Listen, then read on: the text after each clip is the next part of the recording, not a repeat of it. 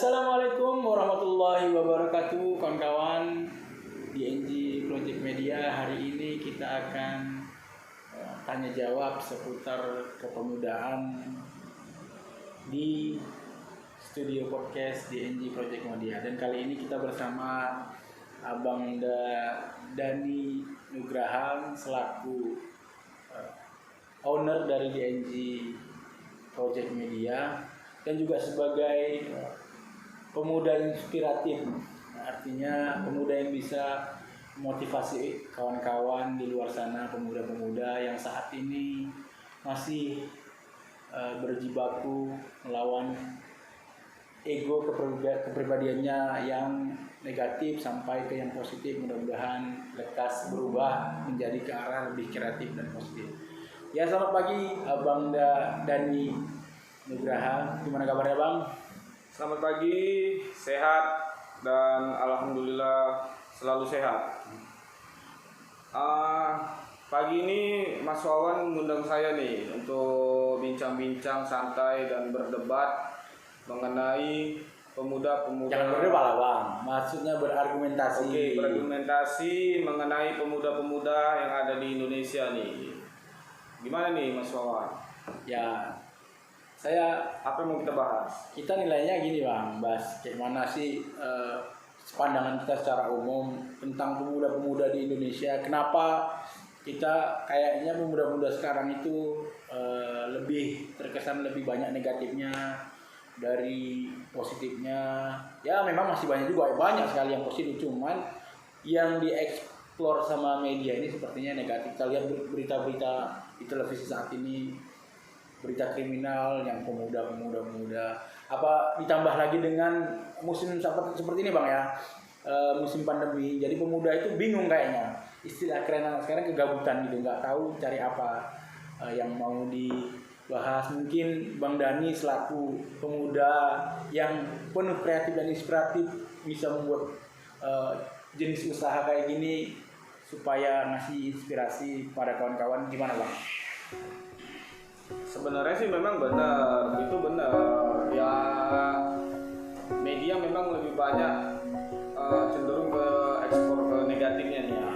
Memang itu memang benar. Tapi ya di balik itu semua, kalau memang kita memang betul-betul mau belajar, betul-betul mau bekerja keras, ya coba kita ambil sudut pandangnya itu yang mana yang kira-kira sudah action ya. Dia pemuda-pemuda yang sudah action, kita coba, namanya kita butuh ilmu dia, kita coba merapat ke dia, kita ajak dia berteman. Nanti ketika mungkin ilmu kita sudah cukup, kita sudah punya pengalaman, kita sudah terjun, juga kita jangan tinggal juga nih yang negatif-negatif, kita nggak boleh tinggal nih. Jadi dibina gitu Bang. Iya, jadi kalau mereka makin hari makin ditinggal, mereka pun sebenarnya kehilangan arah. Oh gitu. Nah, harus ada pembinaan rutin berarti Bang ya? Ya, jadi memang itu sih bisa kita bentuk, kita laksanakan. Memang kita juga harus cukup. Karena gini ya, kalau memang kita mau merangkul orang dengan skala besar, skala banyak, tapi kita tidak didasari dengan ilmu, itu memang bisa jadi negatif juga dengan kita gitu. Karena saat kita merangkul mereka, pasti yang ada itu yang pertama-tama tetap keluh kesah nih, keluh kesah dari mereka dulu. Sementara kalau kita nggak mampu untuk memberikan solusi, ujung-ujungnya kita bisa jadi ngikut ke mereka juga. Karena gini Bang ya, saya potong sedikit nih Bang. Biasanya kalau anak-anak muda itu, kalau misalnya kita rapat tiba-tiba pasti banyakan di sini. Ada uangnya nggak nih? Ada uangnya ini. Kalau nggak ada uangnya, orang itu langsung gitu gini. Apa Bang? Apa cari Bang? Ada nggak ininya nih Bang? Langsung ke situ. Maksudnya mindset pemuda kita kan sekarang kebanyakan kayak gitu Bang. Itu gimana sih? Berarti memang itu memang udah tipikalnya juga sih. Tapi ya udah tipikal itu. Tapi berarti pembahasan kita ini kalau memang membahas pemuda mengenai keuangannya, berarti kita harus belajar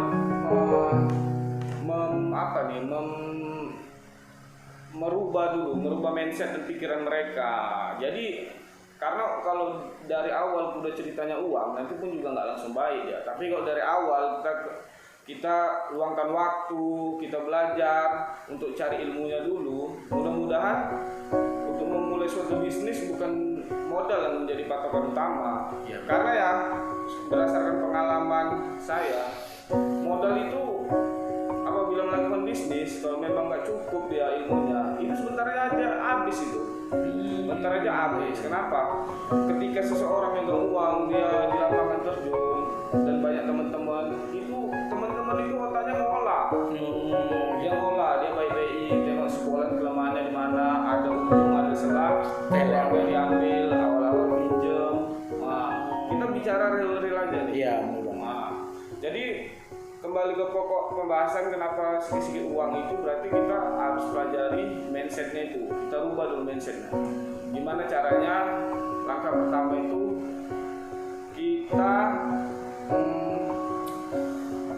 kita ajari mereka dulu untuk cari ilmunya. Terus kita giring mereka untuk bisa sampai langkah mereka yang diperlukan. Kan gitu. Supaya nanti mereka bisa memberi gitu. Kalau kita yang diperlukan kan kita berarti harus tangan kita di atas. Iya, siap. Kan gitu. Jadi kalau menurut Mas Wawan, kenapa pemuda di Indonesia ini lingkupnya jauh kali kayak gini. Tapi takutnya kita kan gini, Bang. Nah, kenapa Dawak Nambah Indonesia itu lingkupnya besar kali? Karena kan kita berbagai macam kultur dan budaya. Takutnya kita bawa masalah di daerah ini, ternyata di daerah setempat nggak kayak gitu. Kita merasa oh ya benar. Jadi berarti kita bahas pemuda-pemuda di sekeliling kita aja. iya, sekeliling kita aja supaya lebih kecil biar lebih efisien nanti ininya cara mengedukasinya gitu kan. Nanti kalau Mas Wawan Di sekitar kita aja, jangan disebutkan tempatnya gitu ya. boleh. Berarti di sekeliling kita itu dalam jangka radius sangat luas sedikit lah ya. Luas ya. Oke. Ini saya mau tanya nih ke Mas Wawan nih. Jadi kenapa banyak pemuda kita nih di sekeliling kita, kenapa itu memang udah faktor dari orang tuanya juga nih ya, faktor dari orang tua itu memang diciptakan anak tadi, lahir anak tadi dibesarkan dengan ilmu agama, tapi ketika dia besar dan dia layak, sudah tamat sekolah, sudah beranjak dewasa, itu kenapa dia itu memang dari orang tuanya itu mindsetnya kerja gitu. Kenapa itu? Gimana ya solusinya? Karena memang kalau menurut saya pribadi, mindset kita ini memang dididik kerja, gitu. Nggak ada niat berusaha. Saya juga karena Nabi sendiri pernah berpesan tuh 10 ada 10 pintu rezeki, 9 dari 10 itu adalah berdagang. Artinya cuma 1 di luar berdagang, pintu rezeki gitu kan, yang dikasih Allah tuh 9 dari 10 pintu rezeki, 9 itu berdagang. Nabi itu berdagang, pamannya berdagang, semua sejarah Nabi itu berdagang. Jadi memang kita di sekolah, di pendidikan kita juga tidak diajarkan, nah kamu nanti habis ini supaya sekolahnya lebih ini, nggak berpikiran kita kalau dulu kan orang tua dulu saya SD, kalau bisa anak saya SMP, habis itu saya kerjanya kayak gini, kalau bisa anak saya kerjanya lebih baik, tapi nggak pernah ngajarkan gimana caranya kita supaya berwirausaha. Contoh role modelnya itu kalau kita muslim nih ya, Nabi yang muslim itu zaman sahabat Nabi yang sukses itu berdagang semua, jarang yang bekerja. Makanya di pendidikan kadang kita dituntut untuk prestasi yang baik, dituntut gini supaya nanti kerja bagus, padahal terus kita mengucilkan yang namanya misalnya ada anak yang memang dari lahir bakatnya misalnya di gambar, di seni dia di bidang pendidikan formal itu lemah, tapi dituntut kesenian itu ini, padahal mungkin yang saya baca yang saya tahu juga itu merupakan titik awal yang punya niat-niat, maksudnya yang punya bibit pengusaha itu kayak gitu. Itu salah satu. Dia mengembangkan, jadi dia gampang mengeksplorasi gini sekitarnya juga gampang. Maksudnya dia bisa berimprovisasi dengan yang kalau kita biasanya nulis gini, dia gambarnya lebih jauh gitu, imajinasinya lebih berimajinasi. Iya, imajinasi lebih tinggi ya. Kadang-kadang kan kita kecilkan juga. Jadi solusinya apa nih? Solusinya agar kita ini dari para orang tua dan memang anak-anak yang mau beranjak dewasa dan memang udah layak untuk seharusnya dia berprestasi dalam bidang wirausaha, tapi nyatanya dia kan hari ini mentalnya itu mental pekerja gitu. Jadi selalu merasa itu tangannya di bawah, dapat gaji agak tinggi aja itu udah hebat itu. Iya, udah. Takutnya dapat gaji sedikit jumpa lawan jadi ke narkoba. Itu ya, masalahnya Takutnya dia jadi ke narkoba. Jadi apa sebenarnya solusinya nih? Kita udah bahas nih mengenai minus plusnya, oke kita bahas. Solusinya kan dari kita nih harus ada juga, meskipun itu nggak menjadi sebuah patokan kan, nggak menjadi sebuah patokan kan, nggak mungkin juga setelah kita ngomong semua langsung berubah. Iya. Oke, tapi kan kita kan ya alhamdulillah masih bisa berpikir dengan jernih ini, sharing lah, kasih solusi, mana tahu mereka dengar dapat hidayah, mudah-mudahan kita bermanfaat nih. Amin. Kalau menurut saya itu pelajaran dari ini ya, kalau karakter dari orang tuanya. Jadi sejak dini itu anak itu diajarkan ya berjualan, walaupun dia ibaratnya dari segi kehidupannya mampu, anak tetap diajarkan itu. Misalnya anak itu kan kita sering dengar juga ya kan, kita sering dengar dari orang-orang yang motivasi, jangan berikan anak itu ikan, tapi berikan kailnya supaya dia berusaha mendapatkan ikan itu. Kalau terus kita kasih ikan, dia lupa cara menangkap ikan itu. Nah, kalau kita suruh anak itu kita fasilitasi, baik itu kereta, handphone itu, tapi dia lupa gimana cara mendapatkan itu. Nah, jadi anak-anak itu terus manja ibaratnya gitu. Tapi kalau dari awal kita edukasi, nah walaupun dia mampu, ini ada barang nggak, bisa jual apa, tadi sekolah, dan jual kacang-kacang di bungkus, nah gitu.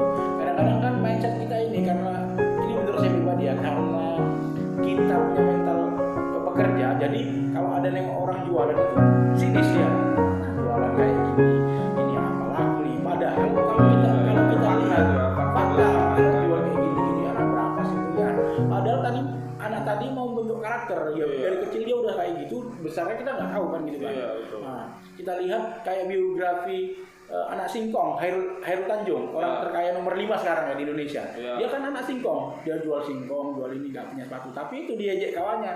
Ketika udah sukses, orang sekarang merawat ke dia. Nah itu tadi, jadi dari kecil diajarin kayak gitu, walaupun secara kehidupan kita mampu, nah diajarin kayak gitu ke anaknya gini. Nah terus diajari, kalau saya tuh dalam sebulan sekali ada masa-masa nggak makan, artinya kita supaya bisa melihat ke bawah aja gitu.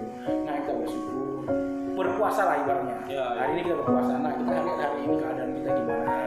Ada orang-orang di sana loh yang nggak ini, supaya kita merasa oh ternyata kayak gini, agak ternyata nyari uang tuh susah gitu gini. Terus satu lagi yang terakhir nih, kayak kita yang udah merintis itu jangan malu. Kita bilang misal kita jual ini nggak besar nilainya. Nah, padahal kita lihat tuh spanduk-spanduk di warung-warung itu kan mereka pada jualan.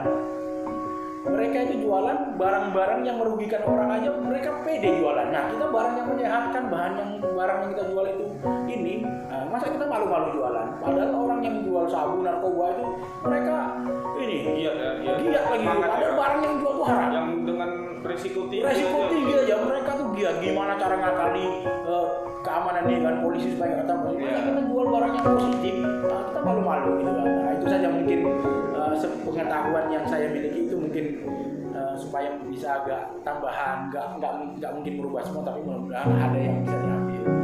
Oke, berarti yang pertama solusinya itu memang harus dari pemikiran orang tuanya dulu ya. Berarti dari pemikiran orang tua, ketika memang anaknya tumbuh dewasa nanti, memang dari kecil itu harus kita didik dulu dari orang tuanya. Itu langkah pertama. Jadi ini pertanyaan kedua, apabila memang anaknya ini sudah terjadi lah, udah dikerjakannya bahwasanya ini hari-hari kerja, itu menurut Bang Wawan gimana itu solusinya? Kayak mana sementara dia ini semangatnya tinggi, mau jualan dia tinggi, mau bisnis dia tinggi, tapi nyatanya hari ini dia masih kerja juga, bahkan lebih banyak nganggurnya. Kita bahas yang lebih banyak nganggurnya dia. Jadi dia ini usianya udah mapan. Kita bahas yang usianya udah mapan. Terkadang kan yang usia udah mapan, kalau orang tua ngasih masukan udah lebih nggak masuk. Iya, benar. Berarti kalau saya itu dia butuh pengaruh komunitas, gitu. Komunitas yang memang punya cenderung ke arah positif kayak gitu, jadi dia bisa termotivasi. Kalau sekedar kita ngasih tahu, kita nggak punya action juga, masalah aja, tapi gini, jadi kita ajak kayak gini, kita kasih tahu dulu saya ngerintis pun berapa tahun gini, kita kasih tahu dulu saya kalau sekarang melihatnya udah kayak gini gitu kan. Jadi mudah-mudahan terpengaruh. Jadi kita ajak, tengok lah, yuk gabung gini lah. Kalau baru bangun jangan ngarapin ini dulu, feedback dulu, tapi usaha dulu, maksudnya prosesnya dulu, jangan mengabaikan proses ya kita nih. Oke, berarti yang pertama itu kita bentuk dulu memang kita bilang sedikit terlambat lah nih, anak tersebut udah tumbuh dewasa, nyatanya dia memang bekerja. Gimana caranya? Berarti tadi caranya salah satunya kita harus bentuk sebuah komunitas yang positif ya. Iya. Jadi berarti dari komunitas tadi itu memang arah pergerakan komunitasnya itu lebih ke wirausaha gitu. Iya, pokoknya yang nilainya positif lah, baik berusaha, baik ini yang penting ya. Kalaupun dia misalnya gini, kalaupun dia memang mentok ternyata harus kerja, tapi skillnya diperbaiki. Karena apa? Jadi kelayakannya. Jadi kadang-kadang kita ada perusahaan nyari suatu posisi. Ini yang daftar ribuan orang dan kita belum tentu diterima. Berarti apa? Kualitas kita standar-standar aja, makanya kita nggak dipilih. Tapi kalau kualitas skill kita misalnya dikerja, kita di atas rata-rata, nah kita yang dicari sama ini kan gitu ya. Nah dicari ini. Jadi kalau memang kan ada juga jiwanya, memang kan nggak mungkin semua pengusaha juga. Iya, nanti jiwa pekerja nggak masalah.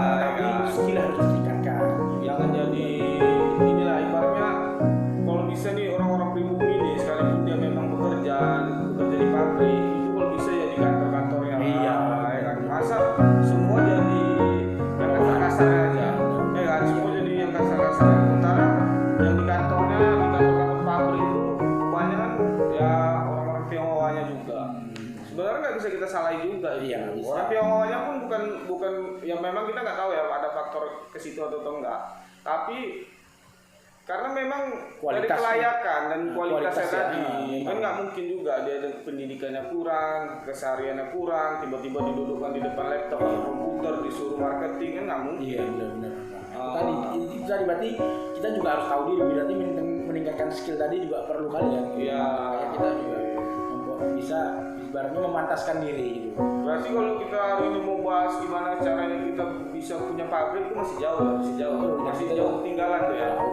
Jauh kali ya. Mereka gitu. Karena mental kita masih mental kayak gitu rata-rata. Walaupun banyak yang bermental survive gitu, bertahan di tengah pandemi kayak gini survive bisa bertahan.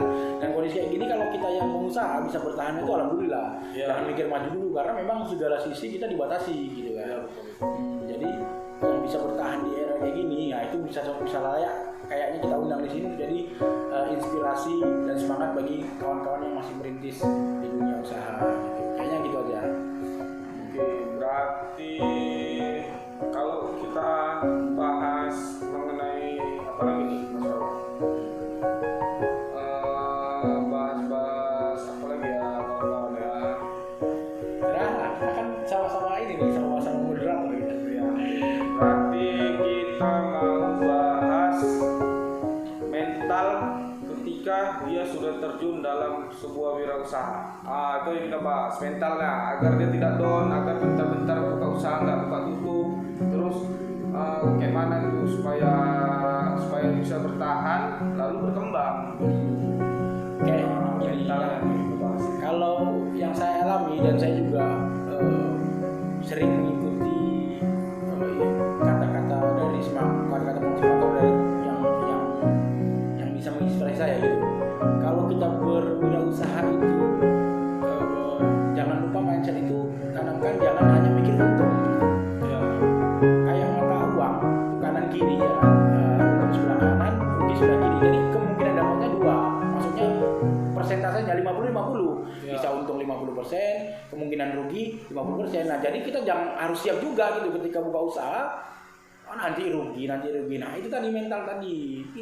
Kalau kita mau buka usaha, harus siap rugi, harus siap untung. Tapi gimana caranya itu? Ya tadi mindset tadi yang ini. Gimana cara kita terus berinovasi gitu. Gimana caranya kita udah tahu nih akibat dari usaha kita untung dan rugi. Jadi supaya itu bertahan, kita pelajari ilmunya, kita belajar sharing sama yang udah berpengalaman gitu tadi. Yang pertama saya rasa itu mindset dari awal, jangan takut gagal gitu, karena banyak orang gagal tapi nggak mau bangkit. Bisa jadi kita berusaha gagal yang ke-9, ternyata yang 10 sebenarnya jatah kita dari yang maha kuasa itu prosesnya, tapi kita udah down. 8 udah down ya. Betul, 7 udah down, padahal kita jatahnya itu 9, tinggal 2 lagi tahap. Kadang-kadang kayak gitu, 2 lagi ini kok sukses, kita nggak tahan gitu. Karena nggak mungkin yang maha kuasa itu ngasih. Bisa jadi mental kita gini, kita ini memang rezeki dari Allah tuh maha kuasa ya, maha kaya segala gini.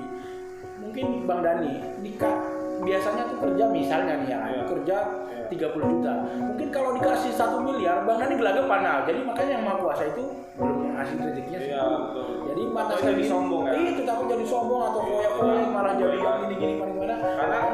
Karena gini, ini saya potong juga nih. Karena memang itu memang betul juga tuh. Karena ketika seseorang biasa pegang uang yang kecil, atau pegang uang besar, itu fakta di lapangan ya, sombong, aku, main perempuan.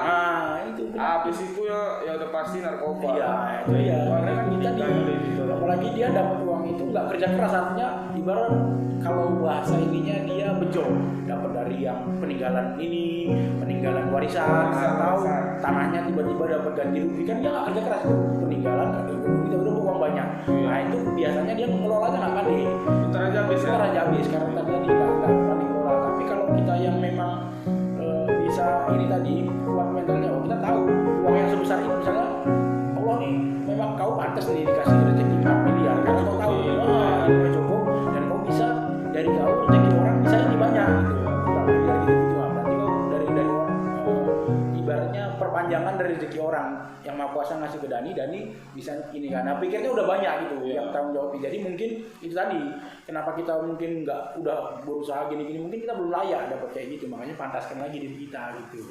Berarti memang itu betul juga ya kata-kata orang terdahulu itu juga gini.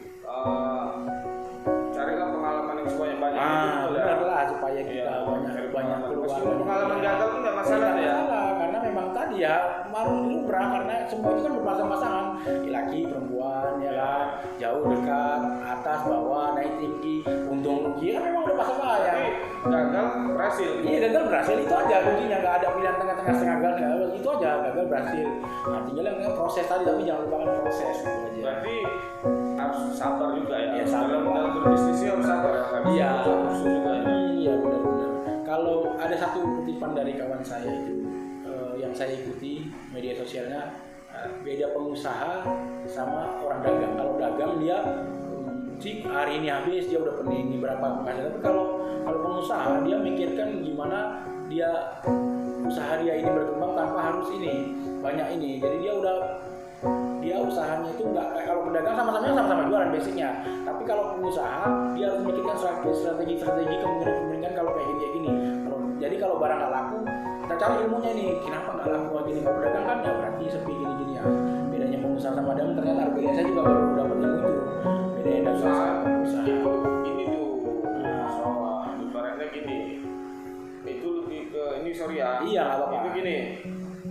Perbedaan antara seorang pebisnis dan pedagang. Gitulah dia. Seorang pebisnis dan pedagang itu biasanya lebih cenderung gitu ya, secara faktanya itu gini, seorang pebisnis dia lebih memilih sebuah sistem. Dia menggunakan sebuah sistem. Iya benar-benar. Dia kelola sebuah sistem. Ketika sistem ini memang untuk membentuk sebuah sistem nggak semudah itu. Itu pun yang bisa ke situ itu memang dia udah punya pengalaman yang gimana itu. Kalaupun ada yang seseorang bisa mudah menjalankan sebuah sistem itu nggak lain nggak bukan dari memang cenderung orang tuanya yang sudah punya pengalaman. Itu kebanyakan itu kita fakta aja ya ngomong itu kebanyakan pasti anak-anak orang Tionghoa itu. Ada orang Tionghoa dia ketika tumbuh besar dia udah tahu, nanti belok kiri ya dia ke kiri. Nanti agak naik agak cepet jalannya, cepet belok kanan. Kalau kita ya udah jalan lah ke sana. Masuk jurang, ya kan? Jadi gini dia, kalau seorang pebisnis dia lebih mengutamakan sebuah sistem. Itulah ya kan? Ternyata beda gitu dagang sama bisnis gitu kan. Memang kebanyakan sih ya untuk membuat sebuah sistem tadi kan itu tadi yang saya bilang ya, dia nggak semudah yang kita bayangkan. Tapi memang awal-awal membuat sebuah sistem yang kuat ini banyak nih kontroversi yang bilang begini kelamaan lah macam ini yang sistem belum kuat lah, hasilnya belum lah. Tapi nyatanya ketika kita tetap fokus, kita percaya, kita berdoa, kita kerja keras, kita kerja teliti, kita kerjanya memang betul-betul sabar, ya pasti hasilnya pun berbeda dengan pedagang biasa. Kenapa? Kalau pedagang biasa, hari ini kita dagang biasa nih, dagang apa ya? Dagang biasa. Itu pasti hari ini rame, besok di kopi paste nih orang. Apalagi dengan modal yang kecil. Kita berdagang dengan modal kecil, besok-besok udah pasti ada persaingan. Iya. Tapi kalau sebuah sistem yang dibangun itu udah lain, karena sistem itu nggak akan mungkin sama, di dalamnya itu nggak akan mungkin sama dan nggak akan mungkin dipublikasikan, itu rahasia perusahaan kan. Iya, siap. Itu berarti ini balik ke desain awal, berarti Bang Dani ini hari kita bangun sistem lah berarti ini ya. Iyalah, kita lagi bangun sistem. Jadi nanti sebenarnya buat para teman-teman, kalau hari ini memang lagi mau jumpa sama kita, ini memang waktu yang tepat nih. Nanti besok-besok kita udah di Jakarta, kita pun samping-sampingan sama Raffi Ahmad ya. Ya kan? Jadi sistem yang kita bangun ini memang butuh proses, karena kita udah lain mindsetnya. Kita nggak dianggap sombong, memang kita lain hari ini mindsetnya. Ya. Jadi kalau memang hari ini orang bilang begini, bukan baik internal maupun eksternal, jadi harus pasang dianggap aja lah. Proses tadi. Karena tujuan kita itu bukan kecil, tujuan kita besar. Jadi kalau kita tujuannya sukses sudah besar, dapetnya gampang, semua orang udah nggak ada yang susah. Iya, Ya kan? ya benar. Besok ini semua orang punya uang nih, gampang aja sukses. Kita punya uang, mau bangun rumah mewah, kita panggil tukang yang biasanya tukang bangunan. Nggak mau dia Bang nolak ya. Mau. Aku punya duit Bang ya. Bang siapa aja yang kerja sama aku? Mana tuh? Iyalah. Itulah tadi salah satu keadilan Allah, ya kan? Itu adalah salah satu bentuk. Ya, berarti dari dua sisa dia ada yang kaya, ada yang miskin gitu Bang ya. Iya, jadi yang miskin tadi memang dia nggak mau berpikir lebih sih, itu aja. Kalau sama mungkin, kalau nasib pengaruh nggak itu? Miskin. Nasib pengaruh nggak miskin? Nasib Dari takdir takdir. itu setahu yang saya pahami itu bisa diubah dengan ikhtiar dan doa. Artinya dengan usaha keras, dengan banyak berdoa aja pun kalau nggak ikhtiar salah. Kita doa tapi kita tidur ya nggak salah. Tapi kalau nggak usah, tapi kalau kita ikhtiar aja pun tanpa doa salah juga. Kenapa? Karena yang memberikan semua rezeki itu yang Maha Kuasa. Makanya dibarengi harus imbang antara ikhtiar dan doa. Jadi miskin itu miskin itu kan mindset kita. Kadang-kadang kita sebenarnya ini kalau kau mau bersyukur kita makan hari ini, besok masih bisa makan. Itu kan kita lihat dulu ke bawah. Nah, kadang-kadang kebutuhan hidup kita cukup, tapi gaya hidup kita nggak cukup. Nah kalau kita nengok ke atas, kawan punya ini, kawan punya iPhone berapa ya kan, nah itu yang terus jadi mental kita gini, mentalnya jadi mental. Tapi kalau kita mau bersyukur, sedikit pun kita bisa bagi, apalagi kalau kita kasih banyak, udah gampang berbagi kan gitu Pak. Nah, jadi kita diberi ikhtiar dan doa gitu Pak. Jadi mungkin ini segini dulu Bang ya kan. Nanti kita pikirkan lagi, kita hadirkan narasumber dari motivator yang kira-kira udah berhasil dan bisa memotivasi kawan-kawan pemuda supaya lebih menginspirasi. Karena kayak judul kita juga nih Bang ya kan, DNG Inspiring. Jadi DNG Inspiring untuk menginspirasi banyak orang. Oke, tapi ini kita di DNG nih, di penentukan video kita yang kedua di podcast kita, saya mau giveaway nih di ujung-ujung ceritanya ini. Kita mau ada nanti kata kunci yang mau kita kunci agar mereka tonton sampai habis. Lalu apabila dia memang betul-betul tonton, dia pasti tahu tuh jawabannya. Saya kasih kopi Arabica 100 bungkus buat 100 orang yang bisa jawab benar dan cepat di kolom komentar di NG Project Media. Ada syaratnya? Apalagi Bang itu aja? Syaratnya ini gini, kita di ujung-ujung apanya ini, selain dia nanti subscribe, dia kan harus jawab nih dengan benar. Saya butuh 100 orang subscriber ya, dan dia jawab di kolom komentar, terus dia like, jawabannya benar, itu adalah satu pemenang tuh. Itu satu pemenang. Caranya gini Bang, kita kan subscribe itu nggak tahu yang mana orangnya. Caranya gimana Bang? Disertakan. Dia nanti pas ambil lagi HP-nya. Mengenai jawabannya kan kita tahu nih email dia kan, kita tahu email dia. Itu aja sih syaratnya, gampang. Dia tinggal datang, nanti memang kita undang ya, Anda benar, kayak gitu, jawaban Anda benar, Anda bisa datang ambil hadiahnya di office kita kan gitu kan. Pertanyaannya apa coba? Gini aja. Pertanyaannya itu adalah, jangan susah-susah lah Bang, nanti kesana kita nggak niat nih ngasih hadiah. Berarti memang langsung kita kasih aja nih, kita mau bagi-bagi kopi nih. Berarti pertanyaannya harus yang gampang-gampang aja ya. Iya Bang. Selain DNG punya selain DNG ini lagi menaungi beberapa manajemen, manajemennya itu kan salah satunya kopi, Ya. yang kedua media kita ini INJ Project Media, dan yang ketiga ini apa nih manajemen yang memang sudah berjalan nih. Berarti kata kunci yang ketiga nih lah. Pertanyaannya di giveaway kita yang terakhir itu kata kunci yang ketiga nih, apa kita kasih tahu di sini? Jadi dia langsung jawab. Apanya bang? Kata kunci yang ketiga kan contohnya gini nih. DNJ kan DNJ Group, Ya. di bawah DNJ Group kan tadi ada DNJ Kopi, Ya. DNJ Media. Ya.